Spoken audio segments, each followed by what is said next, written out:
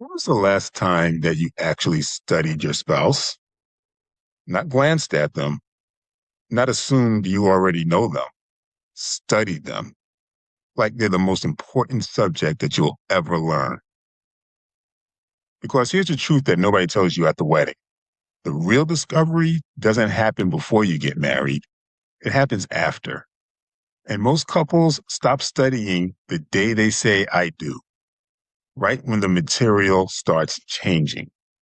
Stick around because today we're talking about why your spouse is not the same person that you married, why that's actually the whole point, and how three simple habits can turn we've grown apart into we're growing together. I'm David, and this is the seventh video in our year-long series on the 12 priorities of marriage. Before we dive in, if this channel is new to you, we're Dave and Dari, and every week we break down what it actually takes to build a marriage on purpose, instead of just letting it happen to you. If that's the kind of marriage that you want, hit subscribe and tap that like button right now. It genuinely helps our couples to find these videos, and it takes about 2 seconds. Okay, let's get on into it. It doesn't matter how long you dated.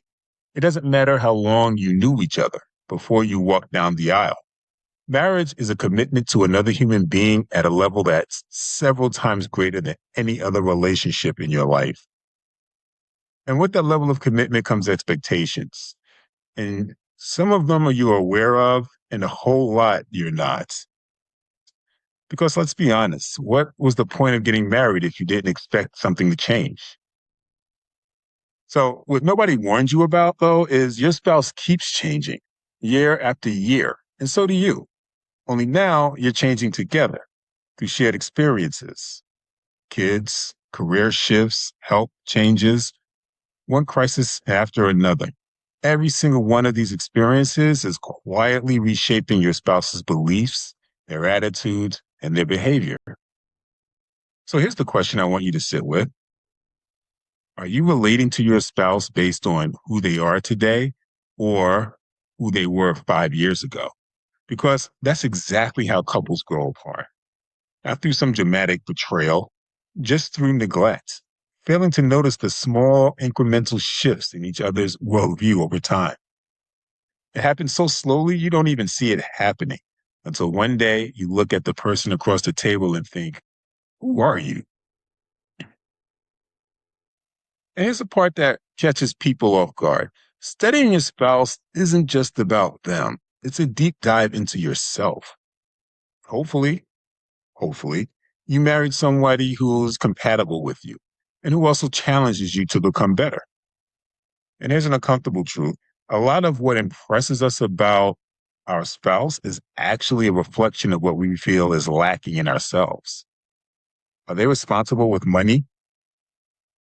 Do they have a fitness or nutrition routine that puts yours to shame? Do they build deeper, more meaningful friendships than you do? Are they braver than you in situations where you freeze up? Here's where it gets messy. The problem shows up when your spouse starts holding you to that same standard, and you're just not willing to sit in the discomfort that real growth requires. That discomfort is not your enemy. It's the whole assignment. Let's get something out of the way. Every single one of us walks into marriage broken in some way.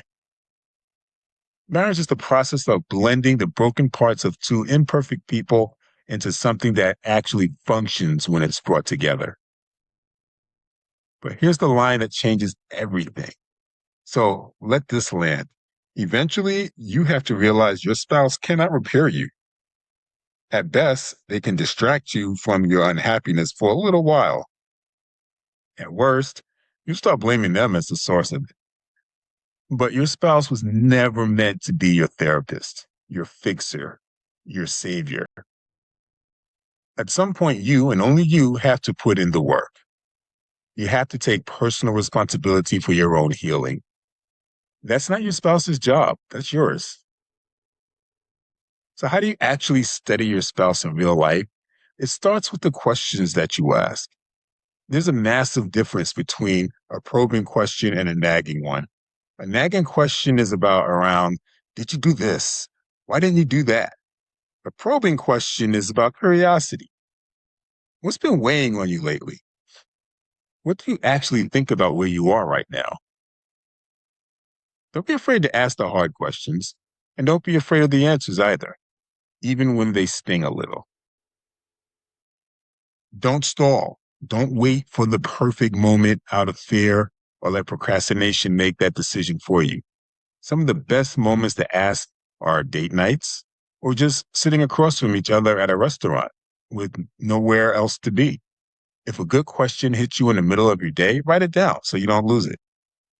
And here's a habit worth breaking if you're guilty of it. Resist the urge to make it a me too conversation. When your spouse opens up and you immediately pivot to your own story, you shift the spotlight back onto yourself. And that's one of the fastest ways to make your spouse shut down and stop opening up altogether. Let their answer just be theirs. Sit with it. Ask a follow up instead of a comeback.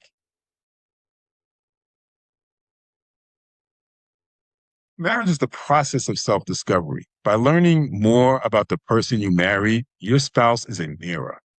They reflect your fears, your hopes, your dreams right back at you. But remember, your spouse isn't a cure all. They're not a savior. This was never their job. Here's the thing I want you to walk away with today. As you change and grow through life's experiences, your spouse is changing too. And the goal isn't to chase after who they used to be. It's to walk through those changes together. Because together, you're so much greater than the sum of your broken parts. If this video gave you something to think about, do me a favor, hit like, subscribe, drop a comment telling me one question you're going to ask your spouse this week. I actually do read those. And if you want more tools like this, practical, no fluff marriage coaching to help you build the kind of marriage you actually want, head over to our website at daveanddarry.com. We've got more resources there to help you build a marriage on purpose. I'm David, and this has been Married on Purpose. I'll see you at the next one.